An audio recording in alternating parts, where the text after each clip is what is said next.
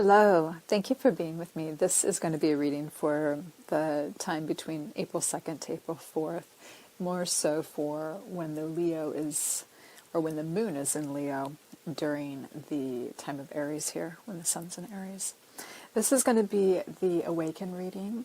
It deals with different aspects of our self, our more common known self, which I just refer to as the personal self, our emotional self, the subpersonal self, which is how we relate with the earth, and the transpersonal, which is how we deal with the higher energies. So it's a 6-card spread I will do here. Two cards for each of those positions that I just referenced. And it's really meant to kind of just give us a general overview to the energies during this time. These energies should prove especially potent for those having their birthday during this time period. So highly tune in for that, if that should be you. So let's start with the first position. If you are familiar with my readings, I use a different deck for each card, and I ask a question for each one. I'm not an intuitive reader, I'm just reading directly from the Oracle books as provided. I find there to be such a wealth of information there, and I have a background in librarian work and academic work, so this aspect of the cards really appeals to me, this interaction with the decks and their respective books. So, okay, let's move forward. So, the personal body, how can my emotions reflect higher states of consciousness? And the card that we have today is promotion. And this is the gibbous waxing air moon, representing buds, also promotion. As the moon reaches this phase in its cycle, there is more sunlight than shadow. And symbolically, whatever the subject of concern, more light will be shed on the matter now. It is time for bringing things into the open, putting your cards on the table, or promoting your vision with enthusiasm. When this card is the current moon, selected from the moon table, the zodiac signs below give further interpretation.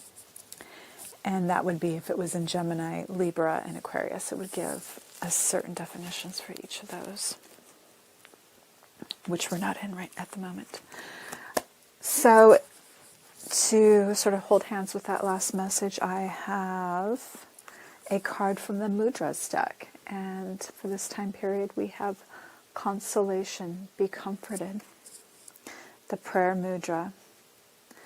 Your breathing, especially exhaling and letting go, and letting things go generally, sorrow, pain, grief, loss, will be easier if the fingertips are lying on the backs of your hands. The contact between thumb and index finger symbolizes the connection between the human and cosmic consciousness.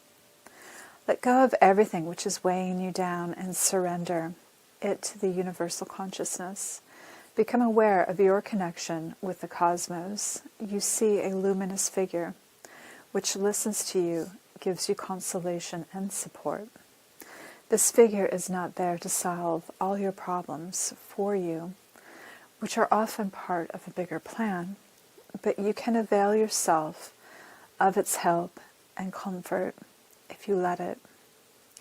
In the exquisite stillness of my soul, I found solace and relief.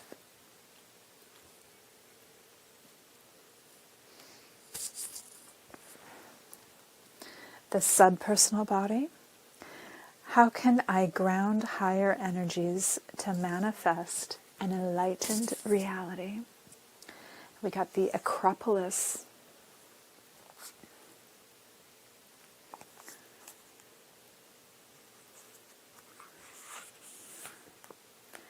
Its energy focus is inspiration. Of course, it's in Athens, Greece. What feelings arise as you look at this card's depiction of the Parthenon, the temple dedicated to Athena, patron deity of the city? Topping the Acropolis It embodies in its beautiful proportions the artistic spirit of the ancient Greeks. If the image of the Parthenon inspires you, then you are being called to bring new creativity into your life.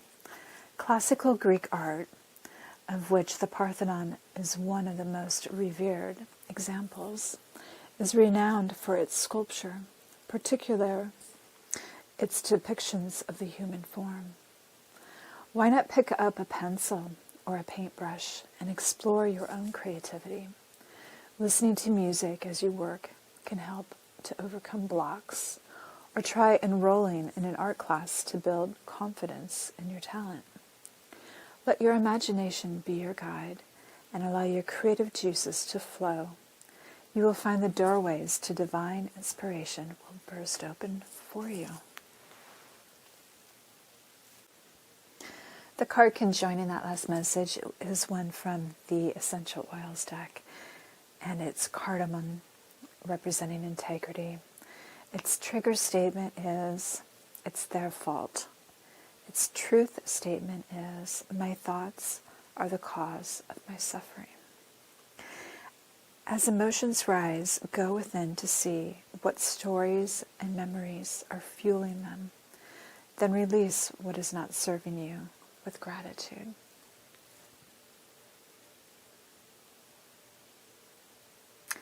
And for our transpersonal question, we have, how can connecting to the higher dimensions of reality help myself and others evolve? From the Angels of Atlantis deck, we have Sandalphon, intention.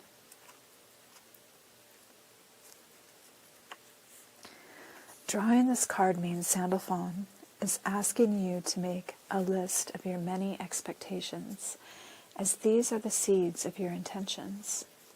Thought creates reality, and so by revealing this card, you are being asked to truly specify what you intend and to place a purpose to that intention.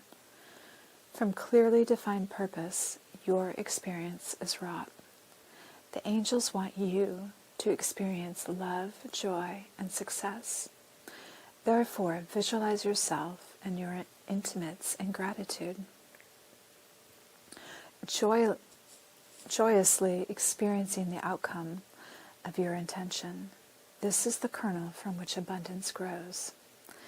Chant "Hey" in praise of the joy you feel. And then intuitive communication is the card from the Rainbow Oracle. It'll be our last card. This card asks you to connect to your intuition and to listen to your inner voice and wisdom. You have a wealth of knowledge inside you that is asking to be listened to.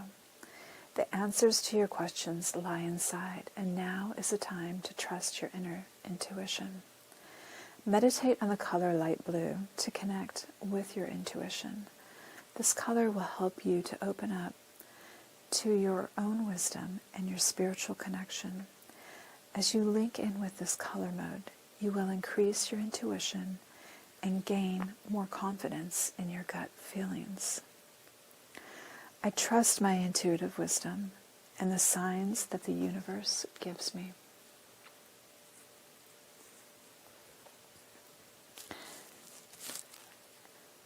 The end. Thank you for being here for this reading.